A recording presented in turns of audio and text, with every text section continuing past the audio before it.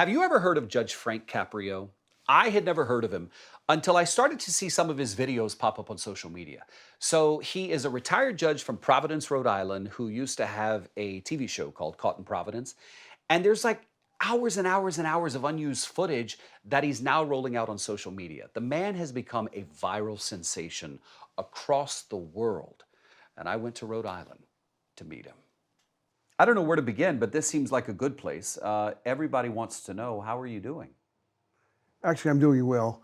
I'm doing well to this extent that I've finished chemo and I have finished radiation as well. In my last radiation treatment, the doctor indicated that he feels as though he was able to get the entire tumor. So I feel pretty good about it. So far, the results have been very, very, very favorable. Your son was telling me that it appears as though the tumor did not spread outside the pancreas, so it was contained within the pancreas, and there's some new technology that has been working out pretty well for you. Yes, that's exactly right. I was lucky because we were able to discover it soon enough before the tumor was attached to the pancreas wall. And I guess that's step number one, and then it eats its way through. Right. But they were able to begin treatment while it was still on the pancreas wall, and they feel as though they got most of it. I hope they're right. I heard your father died of pancreatic cancer. My dad was diagnosed with pancreatic cancer, and he was given 8 months to live, and miraculously, he died after 8 months.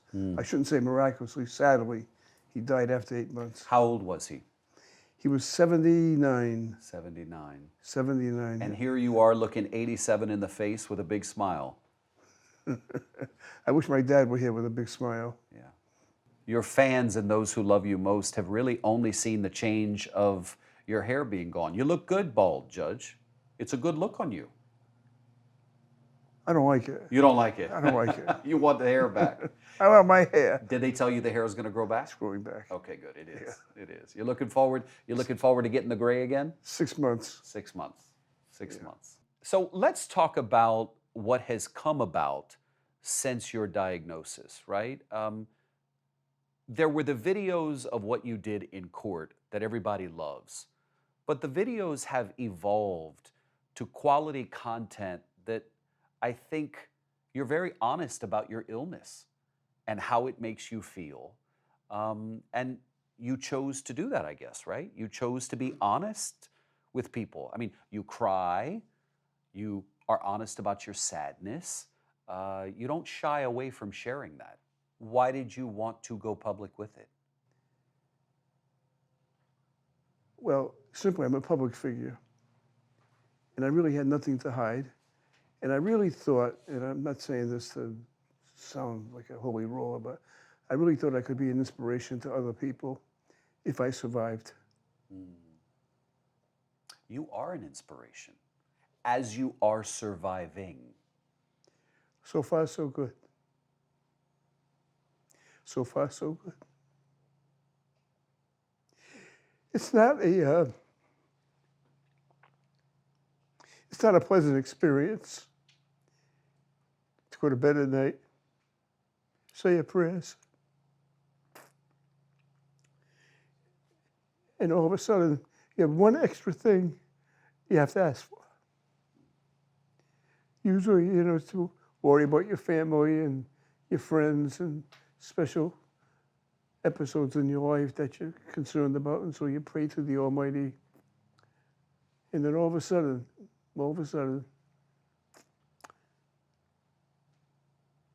this one added thing, and that is, please help the treatments be successful for the pancreatic cancer.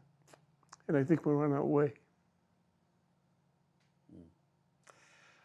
Your son was telling me your fan base stretches far beyond the United States, India, Dubai, Abu Dhabi, Brazil. We've been invited almost everywhere. Why do you think it translates for people well beyond the United States?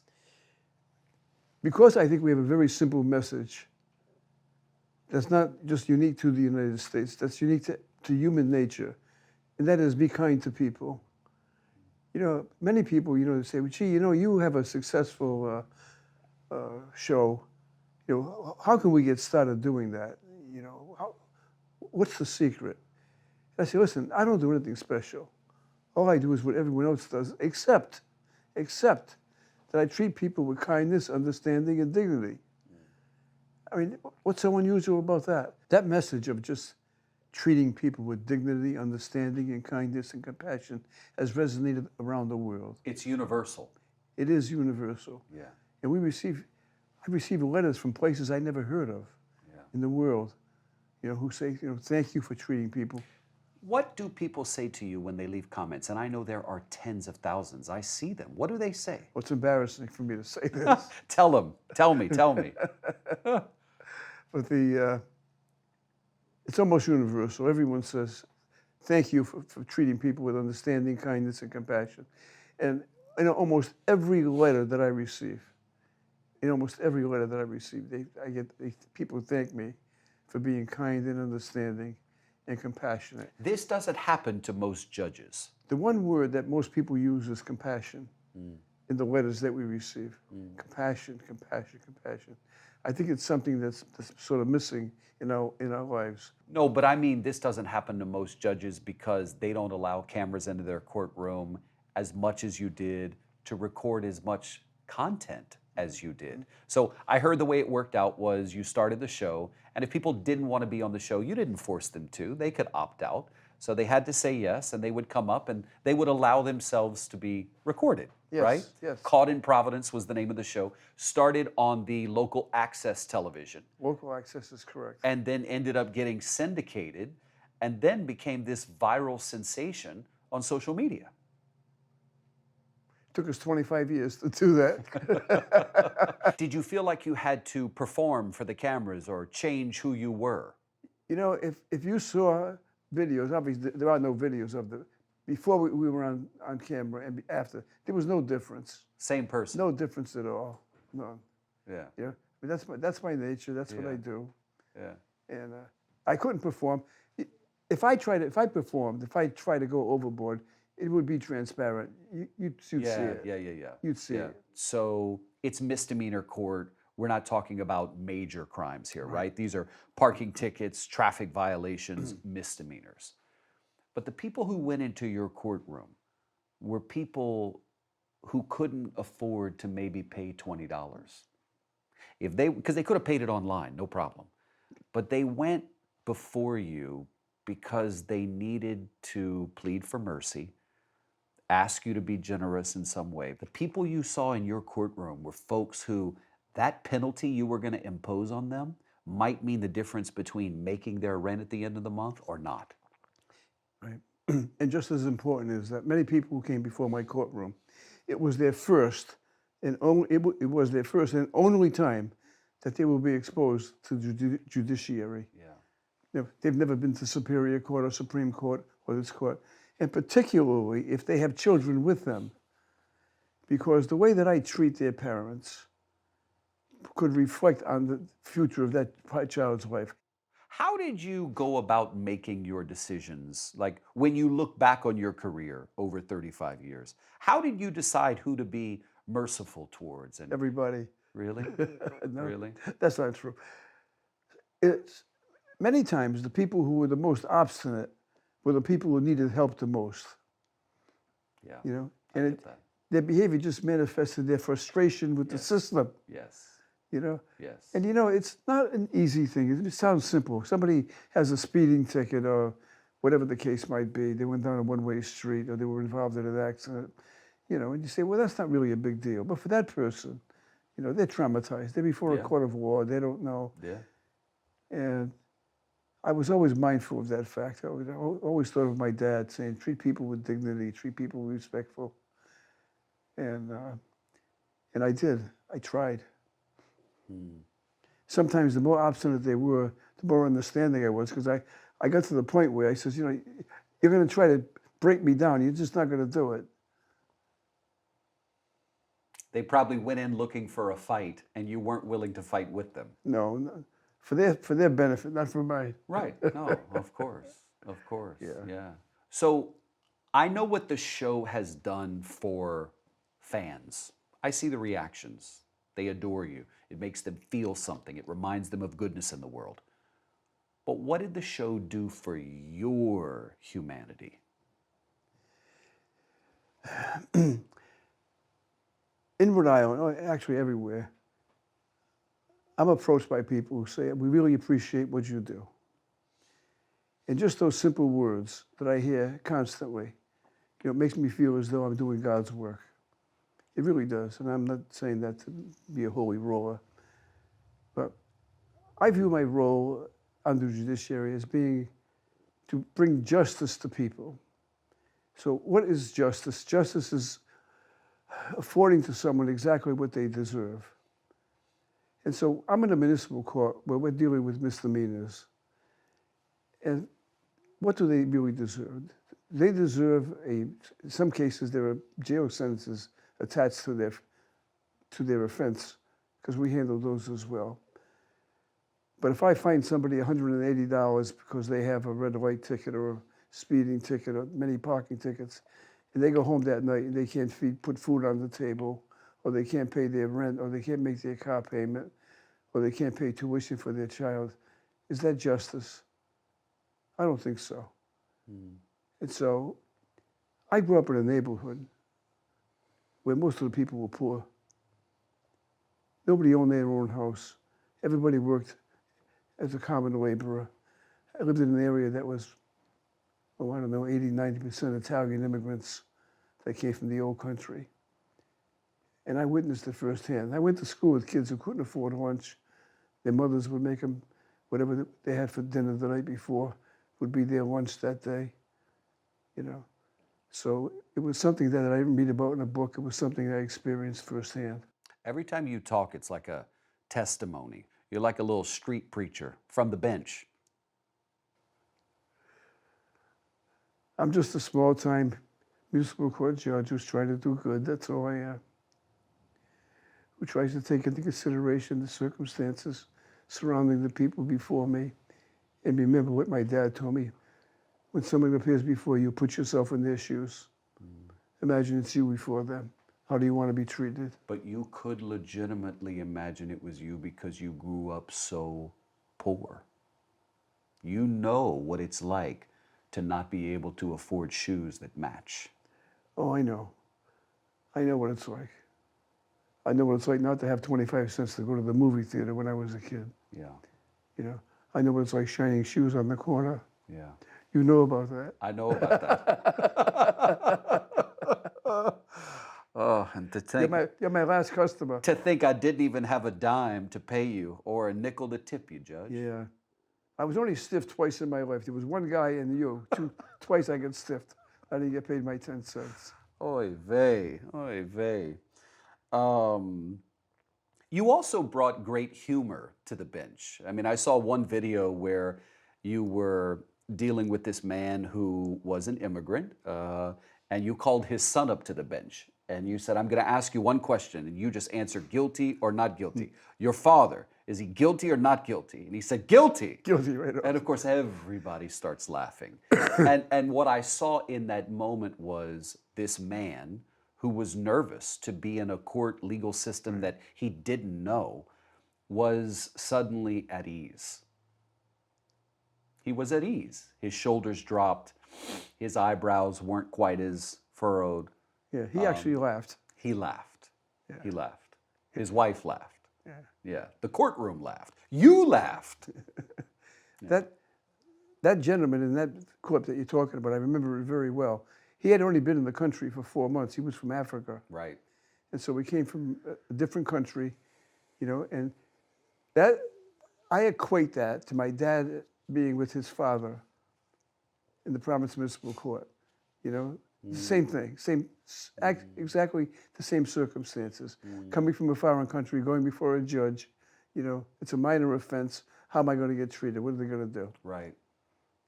Right. And then I think about that clip of the woman who came in and said to you, I got a speeding ticket, but my husband was the one driving. And you were like, wait a minute, you came in here to throw your husband under the bus? And she was like, no, no, no, no, no. I'm not throwing him under the bus, but I got the ticket, and he was the one. It was just such a great moment. And there's so much content that you still have that's never been seen by the public. Yeah. Thousands of hours, probably. You're right. Yeah. Hopefully we'll get it out. It looks easy. It's not an easy thing judging people when they come before you. You know, there are some people who are very transparent that they're lying. And I often think, you know, is this a malicious lie? Or are they so scared? Or don't they have the money? You know, I try to give them the benefit of the doubt. Yeah. But you know, I think we made it look easy, but it's not easy at all. After the show had been on for years, did people start to say, oh, I'm going to go see him because he's going to be easy on me? Yeah, I get that all the time. Yeah. I still get it that I'm not on the bench for a year. They call me from the court. They say, there are people down here who want to wait till you're sitting there. So, and you're not even on the bench. I'm not on the bench. Oh my gosh. The courtroom was named for you. Yes, high honor. That's pretty cool. The Providence Municipal Court is now the Chief Judge Frank Caprio Municipal Court. Hallelujah. That's pretty cool. I feel quite honored by that. I'm very appreciative to the Providence City Council and the mayor for doing that. Yeah. And that will live on. That will live on. So hopes and dreams evolve as we age. What are your hopes and dreams now? What's important to you today? Well, at my age, the important thing in life is family. You know, and so I'm very fortunate. I have a great support system, have a great family. I have 7 grandchildren. They're all doing well. You know, And you've been married to Miss Joyce for 61 years? Been married to my wife for 61 years. I've been very fortunate that I have strong family ties. And we're very close. We're together all the time. We're together on holidays. We're together on Sundays for a good old Italian meal. You know, the Sunday meal in an Italian house is meatballs, braciole, pasta, you know, all of that. No matter where you are in the United States, you say, did you have Sunday dinner? And if they say yes, then you know they had meatballs and they had braciole and they had pasta and maybe sausage and maybe even roasted chicken at that meal. That's the Sunday dinner. Do you enjoy doing the social media videos? I do. Yeah. Why? I don't know. It gives me an attachment to reality. Yeah. And you know what I love about it is it's real-time feedback. You don't have to wait on the ratings. You see it almost instantly. Oh, yeah. You know? The numbers that we receive of people watching is just phenomenal. You know, sometimes we have millions of people who watch Court in Providence. Millions. Yeah. And from all over the world. Yeah. But I love, Judge, that your videos have shared your personal life, right? People love your court content, but they love your human content too. I'm really defined by my family and by my bringing up. And so like, in my house, like, where do I live? I live on the 3rd floor tenement with cold water, no hot water. That's how I was brought up. I never forgot those days. And I know there are an awful lot of people who are living those days today. And I want the audience to know that your courtroom was 2 blocks from where you grew up as that poor child. That's correct. From where you played ball, from where you shined shoes, and your law office is less than a half a block from where you used to live. You never left that area. I haven't traveled that far in life. Yeah. My playground is 100 feet from my law office. Yeah. 3 of the houses I lived in are 200 feet from my law office. Yeah. You know, so Yeah. my family is all around me, so Yeah. I'm very grounded. Yet your talents, thanks to technology, have taken you around the world. That's true. It's true. It's pretty amazing. I've been invited to almost every country, Really? but I didn't go to China and I didn't go to India. I was invited. and several others. I'll probably take them up on as soon as I recover from this, and I will recover. I look forward to that. So anyway, I have a long way to go. I haven't finished. Thank you. Thank you. It's been such a pleasure. It's been my pleasure. Thanks. Isn't he great? I told you. Hey, if you like this, hit the like and the subscribe button. We'd appreciate it.